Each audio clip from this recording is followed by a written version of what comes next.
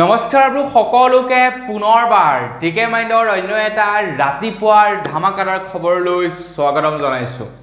অন্য দিনৰ দৰে আজিও আপোনালোকৰ কাৰণে দিনটোৰ কেইবাটাও গুৰুত্বপূৰ্ণ খবৰ লৈ আহিছো। ভিডিঅ'টো প্ৰথমৰ পৰা শেষলৈকে চাই থাকিব। তো ভিডিঅ'টো আৰম্ভ কৰাৰ আগতে সৰুকৈ এটা ৰিকুৱেষ্ট, যদি খবৰ কেইটা চাই ভাল লাগে, যদিহে ভাল লাগে তেতিয়া লাইক এটা কৈ থৈ যাব আৰু আপোনালোকৰ যদি ভিডিঅ'টোৰ ওপৰত কিবা কমেন্ট কৰিব লগা থাকে তেন্তে কমেন্ট এটা কৰিব। কেনেকুৱা কি হৈছে কি নাই হোৱা সকলোবিলাক আপোনালোকে জনাই যাব। আগবাঢ়িছো আজিৰ প্ৰথমটো খবৰৰ ফালে। প্ৰথমটো খবৰ ওলাইছে নগাঁৱৰ পৰা। আপোনালোকৰ বাৰু বাইক হেৰাইছে নেকি? আপোনালোকৰ বাৰু স্কুটি হেৰাইছে নেকি? যদি আপোনালোকৰ বাইক হেৰাইছে, যদি আপোনালোকৰ স্কুটি হেৰাইছে, তেন্তে আপোনালোকে নগাঁও আৰক্ষী চকীত খবৰ কৰিব পাৰে। খবৰ লোৱা অনুসৰি নগাঁও আৰক্ষী চকীয়ে প্ৰায় 11খনকৈ চুৰি বাইক জব্দ কৰিছে বুলি জনাইছে। তো আপোনালোকৰো যদি বাইক গাড়ী হেৰাইছে, গাড়ী নহয় বাইক বা স্কুটি যদি হেৰাইছে, তেন্তে আপোনালোকে নগাঁও আৰক্ষী চকীত খবৰ কৰিব পাৰে। কি ঠিক আপোনালোকৰ বাইকখন বা আপোনালোকৰ স্কুটিখন হয়তো নগাঁৱৰ কোনোবাই চুৰি কৰি নি থ'বও পাৰে। গতিকে আপোনালোকে খবৰ কৰি চোৱাত কোনো মোৰ মতে আপত্তি থাকিব নালাগে, নহয় জানো? কাৰণ চাওক, আপোনালোকে যদি ধেমাজিৰ পৰা আপোনালোকৰ বাইকখন হেৰাইছে বা ধেমাজিৰ পৰা বা গুৱাহাটীৰ পৰা যদি আপোনালোকৰ স্কুটিখন হেৰাইছে, তেনে নগাঁও পোৱাটো কোনো ডাঙৰ কথা নহয়। কোনোবাই হয়তো চুৰি কৰি নি নগাঁৱতো দিব পাৰে, নতুবা নগাঁৱৰ কোনোবাই হয়তো আপোনালোকৰ স্কুটিখন চুৰ কৰি লৈ যাব পাৰে। মানে সেইকেইজনৰ কথা কৈছোঁ আৰু যিকেইজনে চুৰি কৰিছে, যাৰ পৰা নেকি স্কুটিসমূহ জব্দ কৰিছে। গতিকে আপোনালোকে খবৰ কৰি চাব। আপোনালোকৰ যদি স্কুটি থাকে, আপোনালোকৰ যদি উপযুক্ত প্ৰমাণ থাকে, তেন্তে আপোনালোকে স্কুটিখন বা বাইকখন ঘূৰাই পোৱাত সহায় হ'ব। গতিকে খবৰ কৰিবলৈ কিন্তু এটলিষ্ট নাপাহৰিব। আগবাঢ়িছোঁ ইয়াৰ পাছৰটো খবৰ ফালে। ইয়াৰ পাছৰ খবৰটো ওলাইছে হোজাই ডিষ্ট্ৰিক্টৰ পৰা। আপুনি বাৰু এই ভিডিঅ'টো হোজাই ডিষ্ট্ৰিক্টৰ পৰা চাই আছে নেকি? কমেণ্ট এটা কৰি জনাব। যদি আপুনি ভিডিঅ'টো হোজাই ডিষ্ট্ৰিক্টৰ পৰা চাই আছে, তেন্তে আপোনালোকৰ কাৰণে হোজাই ডিষ্ট্ৰিক্টৰ ফালৰ পৰা এটা জৰুৰী নিৰ্দেশনা জাৰি কৰিছে। আৰু সেই নিৰ্দেশনা যদি আপোনালোকে মানি নচলে, তেন্তে আপোনালোকে বিপদত পৰিব পাৰে বুলি জনাইছে হোজাই ডিষ্ট্ৰিক্টৰ তৰফৰ পৰা। তো হোজাই ডিষ্ট্ৰিক্টৰ খাদ্য সুৰক্ষা মন্ত্ৰালয়ৰ তৰফৰ পৰা জনোৱা অনুসৰি আপোনালোকৰ যদি বছৰি ইনকম 4 লাখ টকাতকৈ বেছি, 4 লাখ টকাতকৈ যদি আপোনালোকৰ বছৰি ইনকম বেছি, সাপোজ ধৰি লওক আপোনালোকৰ ঘৰৰ কোনোবাই যেনিবা 3rd গ্ৰেডৰ চাকৰি কৰে, সো আপোনালোকৰ 4 লাখ টকাতকৈতো বেছিয়ে হ'ব আপোনালোকৰ উপাৰ্জন। তো আপোনালোকৰ ইনকম যদি 4 লাখ টকাতকৈ বেছি, তাৰ পাছতো যদি আপোনালোকে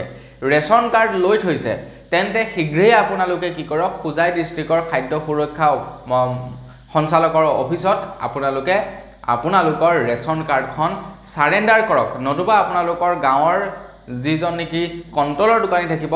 তেখেতৰ ওচৰত আপোনালোকে আপোনালোকৰ ৰেচন কাৰ্ডখন সাৰেণ্ডাৰ কৰক। যদি আপোনালোকে সাৰেণ্ডাৰ নকৰে, তেন্তে বিপদত পৰিব পাৰে বুলি জনাইছে। কাৰণ চৰকাৰৰ ওচৰত সব ডাটা থাকে ন, কাৰ ঘৰৰ ইনকম কিমান, কাৰ ঘৰৰ ইনকম কিমান হয় কিমান নহয়, তো এইবিলাক চবৰে চৰকাৰৰ ওচৰত ডাটা থাকে।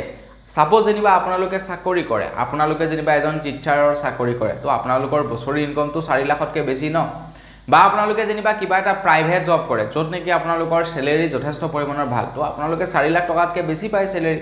তো 4 লাখ টকাতকৈ যদি বেছি পোৱা মানুহবিলাকে ৰেচন কাৰ্ড লৈ থাকে, তো চৰকাৰে তেওঁলোকৰ ৰেচন কাৰ্ড একদম পূৰা কম্পালচৰি কাটিব। আৰু তেওঁলোকৰ ডাটা চৰকাৰৰ ওচৰত থাকেই, যিসকলে 4 লাখ টকাতকৈ বেছি পইচা লাভ কৰে। এতিয়া যিসকলে চৰকাৰী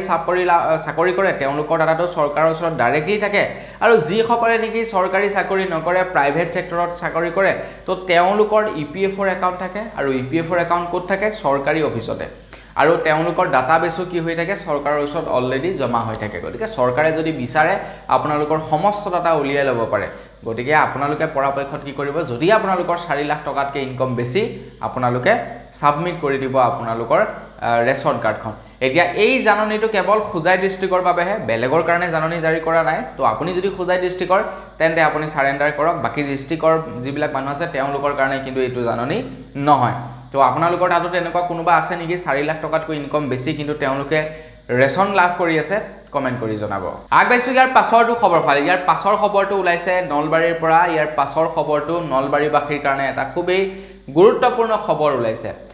অলপমান বৰষুণ দিছিলেহে, অলপমান বুলি ক'ব নোৱাৰি, প্ৰায় 4-5 দিন কণ্টিনিউ বৰষুণ দি আছে, নহয় জানো? ধাৰাসাৰ একদম 10-15 মিনিট বৰষুণ নেৰে, তাৰপিছত আকৌ বৰষুণ নেৰে, মানে ধাৰাসাৰ বৰষুণ দি আছে। আই থিংক দেওবাৰ মানৰ পৰা কণ্টিনিউ বৰষুণ দি আছে দেওবাৰ মানৰ পৰা কণ্টিনিউৱে বৰষুণ দি আছে বৰষুণ নেৰাৰ নাম মানে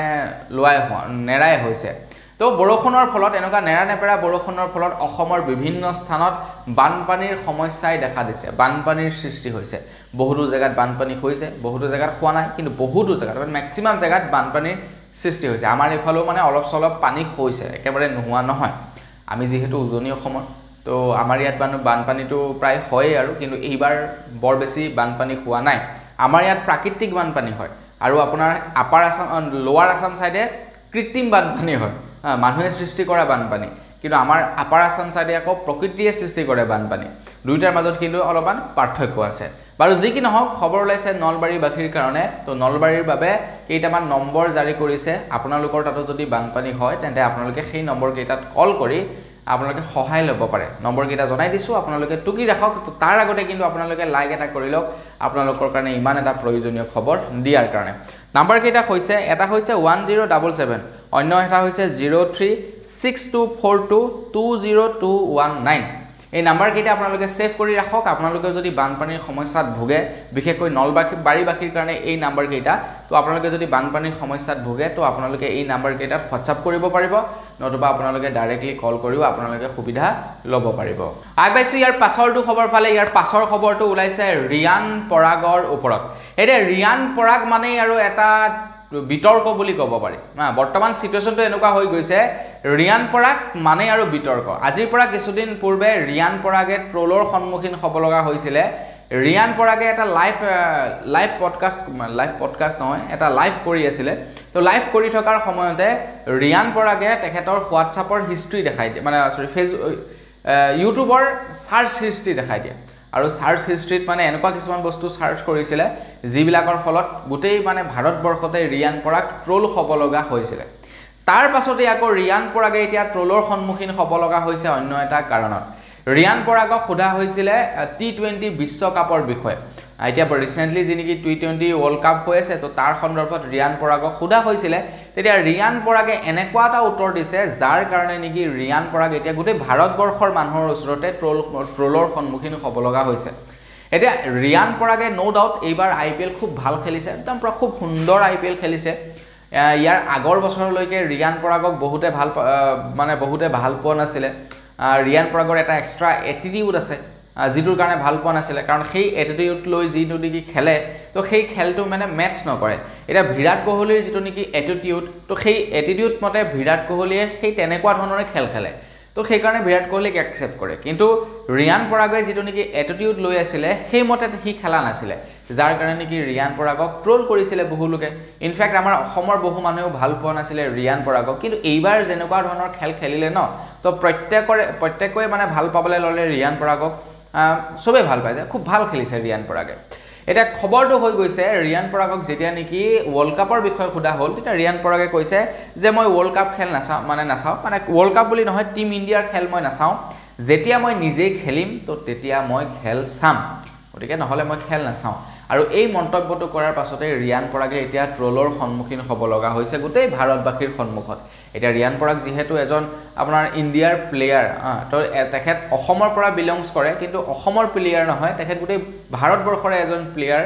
ভাৰতৰ অধিকাংশ মানুহে ৰিয়ান পৰাগক চিনি পায় এটা ডাঙৰ ফেন বেছ আছে গতিকে এনেকুৱা সময়ত যিকোনো কথা কওঁতে অকণমান ভাবি চিন্তি ক'ব লাগে নহলে কি হৈ যায় মানুহৰ মানে ভাল নোপোৱা হয় যিজনে ভাল পায় তো তেখেতেই ভাল নোপোৱা হয় এনেকুৱা ধৰণৰ মন্তব্য কৰাৰ কাৰণে সো ৰিয়ান পৰাগে এইবিলাক ক্ষেত্ৰত অকণমান ভাবি চিন্তি মোৰ মতে কথা ক'ব লাগে আগবাইছো ইয়াৰ পাছৰটো খবৰ ফালে ইয়াৰ পাছৰ খবৰটো ওলাইছে পিএম সূৰ্যঘৰ যোজনাৰ ওপৰত তো আজিৰ পৰা কিছুদিন পূৰ্বে আমাৰ অসম চৰকাৰ বা ভাৰত চৰকাৰৰ ফালৰ পৰা আপোনালোকক সোলাৰ পেনেল দিব বুলি ৰেজিষ্ট্ৰেচন কৰিবলৈ কৈছিলে আপোনালোকে বাৰু কৰিলে নে নাই কৰা কমেন্ট এটা কৰি জনাব তো ৰেজিষ্ট্ৰেচন কৰিবৰ কাৰণে ডাকঘৰত কৰা হৈছিল বা বিভিন্ন অৰুণোদয় কেন্দ্ৰসমূহত ৰেজিষ্ট্ৰেচন কৰা হৈছিল আপোনালোকে কৰিছিল নে নাই কৰা সেইটো বাৰু জনাব তো এতিয়া সূৰ্যঘৰ যোজনাৰ ওপৰতে এটা খবৰ ওলাইছে যে প্ৰত্যেককে বোলে 3 কিলোৱাটৰ সোলাৰ পেনেল নিদিয়ে বুলি জনাইছে অসম চৰকাৰৰ ফালৰ পৰা তো অসম চৰকাৰৰ ফালৰ পৰা জনোৱা অনুসৰি 3 কিলোৱাটৰ সোলাৰ পেনেল দিব বুলি কৈছিলে তো এতিয়া 3 কিলোৱাট সোলাৰ পেনেল বুলে প্ৰত্যেককে নিদিয়ে সাপোজ আপোনালোকৰ ঘৰখনত যেনিবা 1 কিলোৱাট কাৰেণ্টৰহে প্ৰয়োজন বা 1 কিলোৱাটতকৈ কম কাৰেণ্টৰ প্ৰয়োজন তো আপোনালোকক 3 কিলোৱাটৰ কাৰেণ্টটো দিলে আপোনালোকৰ প্ৰয়োজন নহব বা সোলাৰ পেনেলটো দিলে আপোনালোকৰ একো কাম নহব নহয় 1 কিলোৱাটৰ প্ৰয়োজন তো 3 কিলোৱাট যদি দি দিয়ে আপোনালোকৰ বেকাৰ এনে সোলাৰ পেনেল বহাই থোৱা হ'ব তো অসম চৰকাৰ তথা ভাৰত চৰকাৰ ফালৰ পৰা কৈছে যে প্ৰত্যেককে 3 কিলোৱাট নিদিয়ে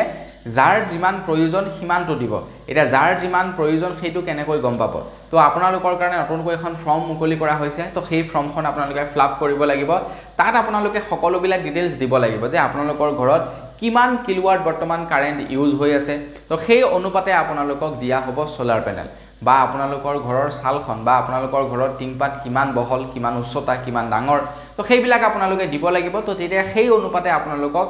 সোলাৰ পেনেল বহাই দিয়া হ'ব বুলি জনাইছে আৰু তাৰ লগে লগে আৰু এটা ভাল খবৰ ঘোষণা কৰিছে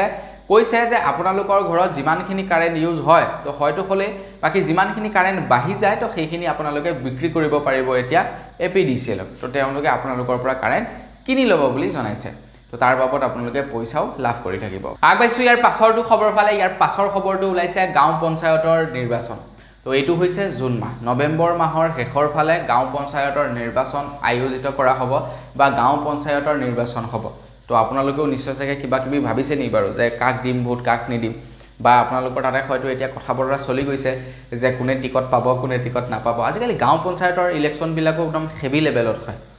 হেভি লেভেলত আগতে বৰ বেছি তেনেকুৱা প্ৰভাৱ নাছিলে কিন্তু আজিকালি কি হয় পাৰ্টি বিলাকে যিবিলাক নেকি আঞ্চলিক দল বা যিবিলাক নেকি ৰাষ্ট্ৰীয় দল থাকে তো তেওঁলোকে কি কৰে একদম নিম্ন পৰ্যায়ৰ পৰা টাৰ্গেট কৰে কেনেকৈ আমি তলৰ মানুহখিনিক আমাৰ ফালে কৰিব পাৰো তো তলৰ মানুহখিনিয়েতো এসময়ত গৈ ভোট দিব ন বিধানসভাৰ কাৰণে লোকসভাৰ কাৰণে তো সেইখিনিয়েতো মানুহ তো তেওঁলোকে মানে আজিকালি টাৰ্গেট কৰে কেনেকৈ আমি পঞ্চায়ত নিৰ্বাচনটো ক্যাপচাৰ কৰিব পাৰো তো পঞ্চায়ত নিৰ্বাচনটোত যদি অধিকাংশ তেওঁলোকৰে জিকাব পাৰে তেতিয়া তেওঁলোকৰ এটা সুবিধা হৈ যায় বিধানসভা নিৰ্বাচনৰ কাৰণে সো এতিয়া খবৰ ওলাইছে যে গাঁও পঞ্চায়তৰ নিৰ্বাচন নৱেম্বৰ মাহৰ শেষৰ ফালে হ'ব কিন্তু তাৰ পূৰ্বে পঞ্চায়তৰ সমষ্টি নিৰ্ধাৰণ হ'ব বুলি জনাইছে এতিয়া খবৰ লোৱা অনুসৰি প্ৰায় 17টা পঞ্চায়ত মিলি এতিয়াৰে পৰা এটা ব্লক হ'ব বুলি জনাইছে 17টা পঞ্চায়ত মিলি এটা ব্লক হ'ব ধৰি লওক আপোনালোকৰ গাঁৱত এটা পঞ্চায়ত আছে বা আপোনালোকৰ আগৰখন গাঁৱত এটা পঞ্চায়ত আছে তো তেনেকুৱা 17টা পঞ্চায়ত মিলি এটা ব্লক হ'ব বুলি জনাইছে আৰু তাৰ লগে লগে এতিয়া পঞ্চায়তো বৃদ্ধি হ'ব মানে গাঁওবিলাক দিনক দিনে বাঢ়ি গৈ আছে ন মানুহৰ সংখ্যা দিনক দিনে বাঢ়ি গৈ আছে সো কি হৈ যায় আপোনাৰ সেই প্ৰেসিডেন্ট সেক্ৰেটাৰী সমূহে ইমানখিনি বস্তু কভাৰ কৰিবৰ কাৰণে অসম্ভৱ হৈ পৰে তো সেই কাৰণে কি হ'ব এতিয়াৰে পৰা গাঁওবিলাক সীমিত কৰি আনিব গাঁওবিলাক মানে ছপাই আনিব আপোনালোকৰ যদি এতিয়া কিবা এটা পঞ্চায়ত পৰি আছে নেক্সট ইলেকশ্যনত হয়তো আপোনালোকৰ বেলেগ পঞ্চায়তো হ'ব পাৰে আগবাইছো ইয়াৰ পাছৰটো খবৰ ফালে ইয়াৰ পাছৰ খবৰটো বিশেষকৈ ওলাইছে গুৱাহাটী মহানগৰীৰ কাৰণে তো বতৰ খুবেই বেয়া হোৱাৰ ফলত ভূমিস্খলন হৈছে কাৰণ নেৰানেপেৰা বৰষুণ দিছে নেৰানেপেৰা বৰষুণৰ ফলত আপোনাৰ বানপানীৰ সৃষ্টি হৈছে বানপানীৰ সৃষ্টি হোৱাৰ ফলত কি হৈছে আপোনাৰ গৰাখহনীয়া হৈছে গছ বন এইবিলাক ভাঙি খৰি পৰিছে এতিয়া বিশেষকৈ খবৰ ওলাইছে গুৱাহাটী মহানগৰীৰ যিসকল লোকে নেকি পাহাৰ এলেকাত বাস কৰে বা পাহাৰ অঞ্চলত বাস কৰে তো তেওঁলোকৰ কাৰণে এটা খবৰ ওলাইছে আমি বিভিন্ন সময়ত শুনিয়ে থাকো যে বৰষুণৰ কাৰণে বা বতাহৰ কাৰণে পাহাৰ খহি মানুহৰ মৃত্যু হয় বা মানুহৰ ঘৰতে পাহাৰ খহি মাটি খৰি পৰে এনেকুৱা ধৰণৰ ঢেৰ খবৰ আমি শুনা পাই থাকো এতিয়া অসম চৰকাৰৰ ফালৰ পৰা আপোনালোকৰ কাৰণে বিশেষকৈ গুৱাহাটী মহানগৰীবাসীৰ কাৰণে এটা হোৱাটছআপ নম্বৰ জাৰি কৰিছে তো আপোনালোকৰ তাত যদি তেনেকুৱা সমস্যা হয় তো আপোনালোকে তাৰ পৰা তৎকালীনভাৱে উদ্ধাৰ পাবৰ কাৰণে সেই নম্বৰ কেইটাত যোগাযোগ কৰিব পাৰে এতিয়া আপোনালোকৰ ঘৰতে বা আপোনালোকৰ ঘৰৰ ওচৰতে যেনিবা কি হল গৰাখহনীয়া হল আপোনালোকে যেনিবা কাৰোবাক সহায় বিচাৰিছে সাপোজ আপোনালোকৰ XYZ কোনোবা এজন মানুহ সহায় বিচাৰিছে তেখেতে হয়তো আপোনালোকক সহায় নকৰিব পাৰে তেখেতে হয়তো আপোনালোকক উদ্ধাৰ কৰিবলৈ ভয়ও কৰিব পাৰে তো তেনে সময়ত কি কৰিব পাৰে আপোনালোকে এই হোৱাটছআপ নম্বৰটোত আপোনালোকে ভিডিও পঠাব পাৰে বা আপোনালোকে মেছেজ পঠাব পাৰে বা আপোনালোকৰ কাৰণে এটা টোল ফ্ৰী নম্বৰ জাৰি কৰিছে সেই নম্বৰটোত আপোনালোকে কল কৰিব পাৰে তো দুইটা নম্বৰ মই আপোনালোকক জনাই দিছো নম্বৰটি আপোনালোকে টুকি ৰাখিব বিশেষকৈ পাহাৰীয়া এলেকাত থকা মানুহবিলাকে নম্বৰ কেইটা হৈছে এটা হৈছে 9365429314 অন্য এটা হৈছে 1077 এইটোত আপোনালোকে কল কৰিব পাৰিব আৰু ইটোত আপোনালোকে হোৱাটছআপ কৰিব পাৰিব আগবাইছো ইয়াৰ পাছৰটো খবৰ ফালে ইয়াৰ পাছৰ খবৰটো ওলাইছে ৰাম মন্দিৰৰ পৰা খবৰ ওলাইছে যে ৰাম মন্দিৰৰ প্ৰাংগণত ৰাম মন্দিৰতে কাম কৰি থকা এজন কনিষ্ঠবল জোৱানৰ দেহত গুলি লাগে বুলি জনাইছে আৰু গুলি লগাৰ পাছত তেখেত থিতাতে নিহত হয় বুলি খবৰ ওলাইছে কিন্তু এতিয়ালৈকে পোহৰলৈ অহা নাই যে তেখেতৰ গাত গুলি লাগিবলৈ কেনেকৈ পালে তেখেতক কোনে গুলিয়ালে তো এই সন্দৰ্ভত এতিয়ালৈকে একো খবৰ ওলোৱা নাই বহুতে সন্দেহ কৰিছে তেখেতে নিজেই গুলিয়ালে বুলি নিজৰ দেহতে মানে এইটো এক প্ৰকাৰৰ সুইচাইড বুলি বহুলোকে কৈছে এটা গম পোৱা নাই এতিয়ালৈকে তাৰ ওপৰত একো খবৰ ওলোৱা নাই এতিয়ালৈকে জনোৱা নাই যে কি হৈছে কি নাই হোৱা তো তেনেকুৱা ধৰণৰ এটা ঘটনা হোৱাৰ পাছত গোটেই মানুহৰ মাজতে এটা উত্তপ্ত পৰিস্থিতি সৃষ্টি হয় এতিয়া যেতিয়া নেকি খবৰ ওলাই মই আপোনালোকক নিশ্চয় জনাম আৰু খবৰ নোলোৱাকৈ নাথাকে বাৰু ইমান এটা ডাঙৰ ঘটনা হৈ গৈছে আৰু ক'ৰবাত যদি সৰুকৈ হ'লহেঁতেন বা কোনোবা এখন থানাত ভিতৰত যদি হ'লহেঁতেন এই খবৰটো বৰ বিশেষকৈ নোলালেহেঁতেন কিন্তু ৰাম মন্দিৰৰ প্ৰাংগণত হৈছে গতিকে গোটেই ভাৰতবৰ্ষত এই খবৰটি বিয়পি পৰিছে চ' মই আপোনালোকক জনাই দিম যেতিয়া খবৰ ওলাই যে তাই মন্দিৰৰ মানে প্ৰাংগণত থকা অৱস্থাত বিশেষকৈ কৰ্মৰত অৱস্থাত থকা অৱস্থাত কোনে গুলিয়ালে বা নিজেই গুলিয়ালে নেকি বা কি কাৰণে গুলিয়াব লগা হ'ল তো সেইবিলাকৰ বিষয়ে মই নেক্সট আপোনালোকক খবৰত জনাই যাম আগবাইছোঁ ইয়াৰ পাছৰটো খবৰ ফালে ইয়াৰ পাছৰ খবৰটো ওলাইছে বেংগলুৰুৰ পৰা আপোনালোকে অনলাইনত কিবা কিবি অৰ্ডাৰ কৰে নে নকৰে বাৰু কমেণ্ট এটা কৰি জনাবচোন আপোনালোকে অৰ্ডাৰ কৰোঁতে ধৰি লওক ছাপ'জ অৰ্ডাৰ কৰিছিলে এটা মোবাইল আপোনালোকৰ ওচৰত ওলাই গ'ল এটা চাবোনৰ বক্সা এনেকুৱা বাৰু আপোনালোকৰ লগত হৈছে নে নাই হোৱা কমেণ্ট এটা কৰি জনাব মই বহুত বস্তু অৰ্ডাৰ দিওঁ অনলাইনত তামাম বস্তু অৰ্ডাৰ দিওঁ অনলাইনত কিন্তু আজিলৈকে মোৰ লগত এনেকুৱা ধৰণৰ হোৱা নাই আপোনালোকৰ লগত হৈছে নেকি কমেণ্ট এটা কৰি জনাব আমি ফেচবুকত বহুত ভিডিঅ' পাই থাকোঁ বহুতৰ লগত তেনেকুৱা ধৰণৰ হয় অৰ্ডাৰ কৰে কিবা এটা তেওঁলোকৰ ওচৰত আহে কিবা এটা অৰ্ডাৰ কৰে মোবাইল তেওঁলোকৰ ওচৰত আহে চাবোন এনেকুৱা ধৰণৰ ঢেৰ কিবা কিবি হৈ থাকে ভিডিঅ' পাওঁ এতিয়া সেইবিলাক ভিডিঅ' সঁচা নে মিছা নাজানো কিন্তু আমাৰ লগত আজিলৈকে এটলিষ্ট এনেকুৱা ধৰণৰ একো হোৱা নাই এতিয়া খবৰ ওলাইছে যে এজন ব্যক্তিয়ে বেংগলুৰুত অৰ্ডাৰ কৰিছিলে এটা এক্সবক্স এমেজনৰ পৰা এটা এক্সবক্স অৰ্ডাৰ কৰিছিলে কিন্তু এইবাৰ আকৌ চাবোনৰ পৰিৱৰ্তে বেলেগ এটা বস্তু ওলালে আৰু সেই বস্তুটো দেখি যিজনে নেকি অৰ্ডাৰ কৰিছিলে তেখেত একদম মানে ভয়ত তত নাই তেখেতৰ বক্সত কি ওলালে এইবাৰ এডাল ফেটি সাপ ওলাইছে অৰ্ডাৰ কৰিছিলে এক্সবক্সৰ ভিতৰত ওলাইছে এডাল ফেটি সাপ আৰু সেই ফেটি সাপ দেখি যিজনে অৰ্ডাৰ কৰিছিলে তেখেত ভয়ত মানে একদম কপি গৈছে চাওকচোন বাৰু হা চাবোন শিলগুটি এইবিলাকলৈকে ঠিকেই আছিলে এতিয়া জীৱ জন্তু ওলাবলৈ লৈছে এই বক্সবিলাকত আৰু ফ্লিপকাৰ্ট বা অন্যান্য এইবিলাকত কি হয় আপোনাৰ ফ্ৰড হোৱাৰ চান্সেছটো বেছি কম থাকে কিন্তু এমেজনৰ পৰা অৰ্ডাৰ কৰা বস্তুবিলাকত ফ্ৰড হোৱাৰ চান্সেছটো অকণ বেছি থাকে নেকি মানে কি হয় মোৰ পাৰ্চনেল এক্সপিৰিয়েঞ্চৰ পৰা কৈছোঁ মানে মোৰ লগত তেনেকুৱা ধৰণৰ হোৱা নাই কিন্তু তেওঁলোকৰ যিবিলাক নেকি ডেলিভাৰী পাৰ্টনাৰ থাকে তো সেই ডেলিভাৰী পাৰ্টনাৰৰ যিবিলাক ল'ৰা থাকে তেওঁলোকে অকণমান খেলিমেলি কৰা যেন অনুভৱ হয় মোৰ লগত হোৱা নাই কিন্তু অনুভৱ হয় তেওঁলোকে অকণমান খেলিমেলি কৰে তো আপুনি যদি অকণমান ঢিলা দি দিয়ে ন তো আপোনালোকৰ লগত খেলিমেলি কৰিব তেনেকুৱা ধৰণৰ মানে হোৱা যেন অনুভৱ হয় আগবাইছোঁ ইয়াৰ পাছৰটো খবৰ ফালে মংগলবাৰৰ দিনাখন PM কিষাণৰ পইচা 2000 টকাকৈ সোমাই সন্ধিয়া 5 বজাত PM কিষাণৰ পইচা বেংকৰ একাউণ্টে সোমোৱাই দিয়ে কেন্দ্ৰ চৰকাৰৰ ফালৰ পৰা আৰু এইবাৰ প্ৰায় 60,000 কোটি টকা নে কিমান টকা ট্ৰান্সফাৰ কৰিছে এইবাৰ বহুতো নতুন মানুহে পইচা লাভ কৰিছে তো আপোনালোকেও PM কিষাণৰ পইচা পাইছে নে নাই পোৱা সেইটো কমেণ্ট এটা কৰি জনাব যদি আপোনালোকে এপ্লাই কৰিছে তো নিশ্চয় পাব লাগে যদি এপ্লাই কৰিছে যদি এপ্লাই কৰা নাই ক'ৰ পৰা পাব আৰু এপ্লাই নকৰাকৈ তো পইচা নাপাব এতিয়া খবৰ ওলাইছে যদি আপোনালোকে PM কিষাণৰ পইচা নাই পোৱা এপ্লাই কৰাৰ পাছতো আপোনালোকৰ নিশ্চয় কিবা নহয় কিবা অসুবিধা হৈছে যাৰ কাৰণে পইচা সোমোৱা নাই তো আপোনালোকৰ কাৰণে কেইটামান হেল্পলাইন নম্বৰ মুকলি কৰিছে যদিহে আপোনালোকে এপ্লাই কৰিছিলে তেতিয়া আপোনালোকে সেই নম্বৰ কেইটাৰ জৰিয়তে ইনকুৱাৰী কৰিব পাৰে যদি এপ্লাই কৰা নাই তেন্তে ইনকুৱাৰী কৰি লাভ নাই আৰু এপ্লাই নাই কৰা আপোনালোকক পইচা ক'ৰ পৰা দিব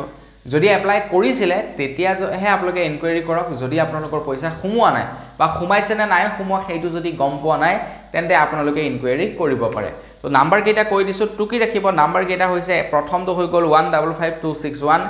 দ্বিতীয়টো হৈ গৈছে 1800115526 আৰু তিনি নম্বৰটো হৈছে 01123381092 এই তিনিটা নম্বৰ আপোনালোকৰ কাৰণে মুকলি কৰিছে এই কেইটা নম্বৰত আপোনালোকে কল কৰিব পাৰে এতিয়া আপোনালোকে যদি এতিয়ালৈকে এপ্লাই কৰা নাই এপ্লাইটো কৰক মোৰ মতেতো ফ্ৰীতে পালে আলকেটাৰাও চুবাব লাগে গতিকে সেইটোতো পইচা হয় ভাই 2000 টকা পইচা তো সেইটোনো কিয় এৰিব লাগে নহয় জানো তো সেইটো পইচা আমাৰে পইচা চৰকাৰে আমাৰ পৰা লোৱা টেক্সৰে পইচা আমি চাবোন এটা কিনিছোঁ আমি সেই আপোনাৰ এডাল ব্ৰাছ কিনিছোঁ তাত আমি 18% GST দিছোঁ তো সেই 18% GSTটো কলৈ গৈছে চৰকাৰৰ ওচৰলৈ গৈছে আৰু সেই 18% GSTৰ পৰাই চৰকাৰে আমাক সা সুবিধাবিলাক প্ৰদান কৰে চ' আমি এৰিব লাগে কিয় আমি কিমান বস্তু প্ৰত্যেক মাহে কিনো ভাবকচোন এখন সৰ্বসাধাৰণ মানুহৰ ঘৰতো প্ৰত্যেক মাহে 3000 টকাৰ বস্তু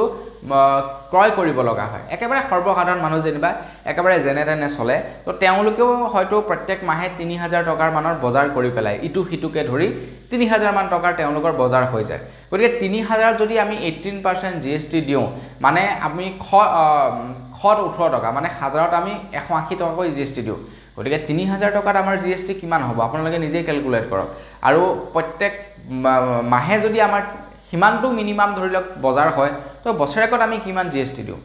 তো সেই কাৰণে আপোনালোকে কি কৰিব এপ্লাই কৰক সৰকাৰি বস্তু আহিছে ভাই এপ্লাই কৰি ল'ব লাগে মোৰ মতে মই হেতুৱে জানো আৰু কোনোবা যদি গাঁও পঞ্চায়তৰ মানুহ বা মেম্বাৰ বা ধৰি লওক আপোনাৰ সেই গাঁও বহাই ভিডিওটো চাই আছে তো তেওঁলোকক এটা ৰিকুৱেষ্ট তো তেওঁলোকে কেতিয়াও পকেটৰ পইচা নিদিয়ে সেইবিলাক সৰকাৰি পইচা আহে নহয় জানো গতিকে তেওঁলোকে এটলিষ্ট অকণমান মানুহৰ লগত ঠিকে থাকে কামবিলাক কৰিব লাগে কিছুমান এনেকুৱা গাঁও বুঢ়া থাকে কিছুমান এনেকুৱা আপোনাৰ ওয়াৰ্ড মেম্বাৰ থাকে তেওঁলোকে এনেকুৱা বিহেভ কৰে যেন তেওঁলোকৰ পকেটৰ পইচাহে দিব তেওঁলোকৰ বাপেকৰ পইচাহে দিব তো তেওঁলোকে তেনেকুৱা ধৰণৰ বিহেভ কৰে তো সেইবিলাক কৰিব নাপায় একচুৱেলি তো সৰকাৰি বস্তু আহিছে ভাই লৈ লওক মোৰ হাতত যদি এনেকুৱা পাৱাৰ থাকিলেহেঁতেন ন যে মই সৰকাৰি আঁচনিৰ সুবিধা দিব পৰা হ'লে মই বাপেকে সবকে দি দিলোহেঁতেন মোৰ 3 লাখতকৈ বেছি ফেমিলি আছে ইউটিউবত মই সবকে দি দিলোহেঁতেন যা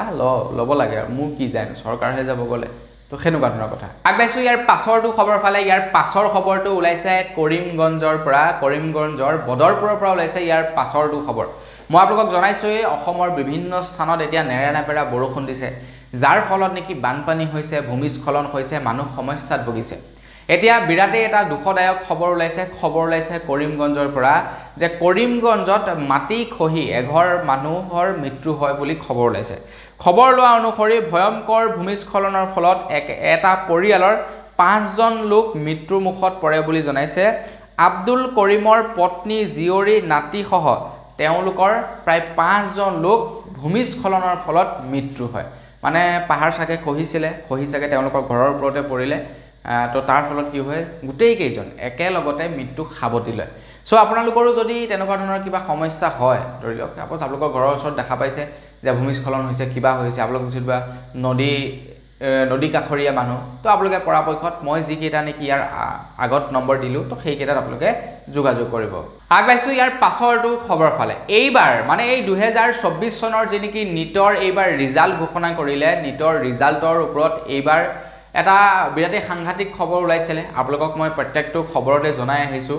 এইবাৰ প্ৰায় 24 লাখ ছাত্ৰ ছাত্ৰীয়ে নিটৰ এক্সাম দিছিলে কিন্তু 24 লাখৰ ভিতৰতো গোটেইখিনিয়ে পাছ নকৰে কিছু সংখ্যক লোকে পাছ কৰে আই থিংক 2% 3% মানে পাছ কৰে গতিকে ভাবক কিমান মানে কঠোৰ হয় নিটৰ এক্সামটো কিমান কঠিন হয় নিটৰ এক্সাম কিমান পঢ়িব লাগে নিটৰ এক্সাম পাছ কৰিবৰ কাৰণে আৰু এইবাৰ নিটৰ এক্সামত অকণমান কেলেংকাৰী হৈছিলে বিৰোধী পাৰ্টিয়ে অহৰহ প্ৰতিবাদ সাব্যস্ত কৰি আহিছে তেওঁলোকে কৈছে যে এইবাৰ নিটৰ এক্সামৰ যি নেকি ৰিজাল্ট ঘোষণা কৰা হ'ল তো সেই তাতে কেলেংকাৰী জড়িত আছে তাৰ ওপৰত CBI তদন্ত হ'ব লাগে বিৰোধী পাৰ্টি বিশেষকৈ ৰাহুল গান্ধীয়ে এই সন্দৰ্ভত নন-ষ্টপ প্ৰতিবাদ সাব্যস্ত কৰি আহিছে কেন্দ্ৰ চৰকাৰে কিন্তু মানি লোৱা নাছিলে যে নিটৰ এক্সামত জালিয়াতি হৈছে বা কেলেংকাৰী হৈছিলে বুলি মানি লোৱা নাছিলে এতিয়া সিদিনাখন এজন ব্যক্তিয়ে কি কয় তেখেতে এজন ব্যক্তিৰ প্ৰায় 19 জন ব্যক্তিয়ে তেখেতলোকে নিজেই স্বীকাৰ কৰিছে যে হয় তেওঁলোকে নিটৰ এক্সামত কেলেংকাৰী কৰাৰ ক্ষেত্ৰত তেওঁলোক জড়িত আছিল বুলি তেওঁলোকে নিজে স্বীকাৰ কৰিছে কিন্তু তাৰ পাছতো কেন্দ্ৰ চৰকাৰ মানি লোৱা নাছিলে যে নহয় এইবাৰ নিটৰ এক্সামত কেলেংকাৰী হোৱা নাই তো তেনেকুৱা ধৰণৰ তেওঁলোকে মন্তব্য কৰিছিলে কেন্দ্ৰ চৰকাৰ ফালৰ পৰা কিন্তু ফাইনালি কেন্দ্ৰ চৰকাৰে এতিয়া মানি লৈছে যে হয় এইবাৰ নিটৰ এক্সামত জালিয়াতি হৈছিলে 30 লাখ টকাৰ বিনিময়ত এখন পেপাৰ বিক্ৰী হৈছিলে বুলি জনাইছে 30 লাখ টকাৰ বিনিময়ত এখন পেপাৰ বিক্ৰী হৈছে এতিয়া ভাবক যিজন লৰাই নেকি বা যিজন লৰাৰ অভিভাৱকে নেকি 30 লাখ টকা দি এখন পেপাৰ কিনি দিছিলে মানে দ্যাট মিন্স যিমান কেইখন পেপাৰ আছিল সাপোজ ধৰি লওক আপোনাৰ এখন পেপাৰ যদি 30 লাখকে বিক্ৰী কৰিছে তো কিমান পেপাৰ বিক্ৰী কৰিছে হয় জানো তো যেখনে নিবিকক বাৰু এটা ফ্যামিলি কথাই কওঁ তো এটা ফ্যামিলিৰ কোনোবা এজন অভিভাৱকে যদি 30 লাখ টকা দি নিটৰ পেপাৰখন কিনি নিজৰ লৰাটোক বা নিজৰ সন্তানক যদি পৰীক্ষা দিয়াইছে দ্যাট মিন্স পৰীক্ষাটো পাছ কৰিবৰ কাৰণে 30 লাখ টকা খৰচা হৈছে ডাইৰেক্টলি আৰু ইনডাইৰেক্টলি খৰচাবিলাকটো বাদেই দিলোঁ এই এডমিশন কৰা কিবা কৰা অত যোৱা তো এই গোটেইখিনি যদি খৰচা মিলাবলৈ যাওঁ সৰ্বমুঠ হয়তো 50-60 লাখ টকা খৰচা হৈ যাব এজন ষ্টুডেণ্টৰ গোটেই পঢ়া জীৱনৰ কথা যদি আপোনালোকক ক'বলৈ যাওঁ এটা সেই ষ্টুডেণ্টে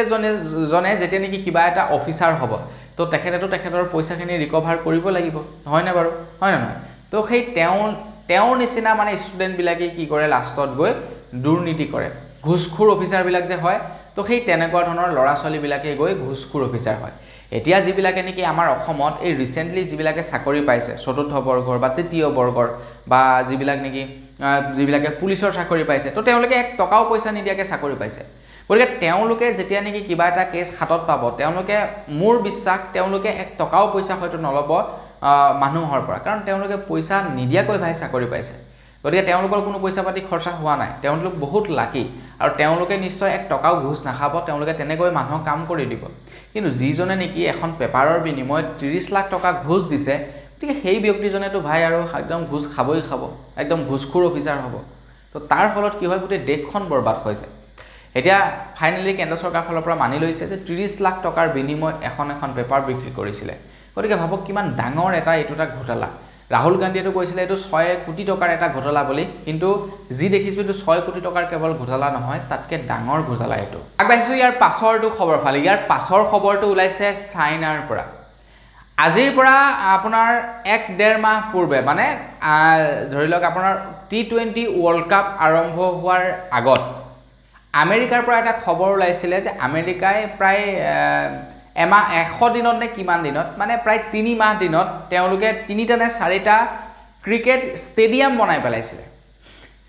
3টা নে 4টা তেওঁলোকে ক্ৰিকেট ষ্টেডিয়াম মাত্ৰ 3 মাহ নে মানে 100 দিন নে কিমান দিনত তেওঁলোকে কমপ্লিট কৰিছিলে গতিকে হ'ব কিমান ফাষ্ট তেওঁলোকে ক্ৰিকেট ষ্টেডিয়াম বনাই দিয়ে আমাৰ অসমতো আপোনাৰ এটা ক্ৰিকেট ষ্টেডিয়াম হ'বৰ কাৰণে বছৰ লাগি যায় অসমৰ কথা বাদ দিলো ভাৰতৰ কথাই যদি ক'বলৈ যাওঁ বছৰ প্ৰয়োজন হয় এটা ক্ৰিকেট ষ্টেডিয়াম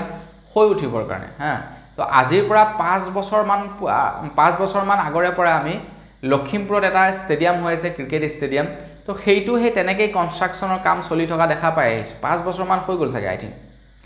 গতিকতে আপোনালোকে ভাবক তো আপোনাৰ আমেৰিকাত কি কৰিছে মাত্ৰ 100 দিনতে 3টা ষ্টেডিয়াম বনাই পেলালে তো কিমান ফাষ্ট তেওঁলোকে কাম কৰিছে তেওঁলোকৰ চৰকাৰ কিমান ফাষ্ট তাতকেও আকৌ ফাষ্ট এতিয়া চাইনাৰ পৰা খবৰ ওলাইছে যে তেওঁলোকে মাত্ৰ 9 ঘণ্টাত এটা ৰেলৱে ষ্টেচন বনাই পেলালে আৰু হেয়া একদম নৰমালি ৰেলৱে ষ্টেচন নহয় মানে সাপোজ আৰু ৰেলৰ চিৰিটো বহাইছে তাতে এটা অফিচ বহাইছে তো তেনেকুৱা ধৰণৰ অফিচ নহয় এটা লাক্সাৰিয়াছ মানে ৰেল ষ্টেচন তেওঁলোকে বনাই পেলালে মাত্ৰ 9 ঘণ্টাত আমেৰিকাতকো মানে চাইনা ফাষ্ট গতিকে তেনেকুৱা ধৰণৰ কামবিলাক যদি আমাৰ অসমত হ'লহেঁতেন ইমান দিলে মাজুলী আৰু আপোনাৰ কি বুলি কয় লখিমপুৰ সংযোগী মোৰ মতে যিখন দলং হ'ব বুলি কৈ আছিলে সেইখন ইমান দিনে হয়ও চাগে আকৌ ৰিপেইং কৰিব লগা হ'লহেঁতেন যদি চাইনাৰ নিচিনাকৈ কাম কৰিলেহেঁতেন এতিয়া আৰু সেই চাইনাই 9 ঘণ্টাত বনাইছে সেই বুলি আৰু 9 ঘণ্টাত এখন দলং বনাব নোৱাৰে কিন্তু ধৰি লওক এটলিষ্ট হ'লহেঁতেন ইমান দিনৰ পৰা শুনি আহিছো যে মাজুলী আৰু লখিমপুৰক সংযোগী এখন দলং হ'ব বা মাজুলী আৰু যোৰহাট সংযোগী এখন দলং হ'ব কিন্তু হৈ থকা নামহে শুনি আছো এতিয়ালৈকে হোৱা নাই আগবাইছো ইয়াৰ পাছৰটো খবৰ ফালে বজাৰত খুৰাহুৰে এতিয়া বৃদ্ধি পাইছে যিকোনো সামগ্ৰীৰ দাম বিশেষকৈ শাক-পাচলিৰ দামটো বিৰাট বৃদ্ধি পাইছে সাংঘাতিক বৃদ্ধি পাইছে শাক চব্জিৰ দাম মানে ভেজিটেবলছৰ দাম বিৰাটেই বৃদ্ধি পাইছে এতিয়া আপোনালোকে বজাৰ কৰে নে নকৰে নাজানো যদি বজাৰ কৰে নিশ্চয় গম পায় মই যেহেতু বজাৰ কৰো ঘৰখনৰ বজাৰ মই কৰো গতিকে মই বুজি পাওঁ যে বজাৰত বস্তুৰ দাম কিমান বাঢ়িছে তো খবৰ লোৱা অনুসৰি বজাৰত বৰ্তমান 20ৰ পৰা 50% পৰ্যন্ত বস্তুৰ দাম বাঢ়ি গৈছে যি কোনো বস্তুৰ দাম 20ৰ পৰা 50% তো এইটো এটা মোৰ মতে চৰকাৰৰ ব্যৰ্থতা চৰকাৰে 100 দিনৰ টাৰ্গেট লৈছিলে তেওঁলোকে কৈছে 100 দিনত আমি যিমান পাৰো মানে আমাৰ আমি যি নেকি প্ল্যান কৰিছো সেই প্ল্যানবিলাক আমি সাকসেস কৰিম 100 দিনৰ ভিতৰত বা এই 100 দিনৰ ভিতৰতে তেওঁলোকে গোটেই ভাৰতৰ 5 বছৰৰ প্ল্যান হাতত ল'ব যে এই 5 বছৰত আমি কেনেকুৱা ধৰণৰ কামকাজবিলাক কৰিম তো সেই 100 দিনতে আমি দেখা পাইছো যে ওয়েস্ট বেংগলত এটা ৰেল দুৰ্ঘটনা হৈছে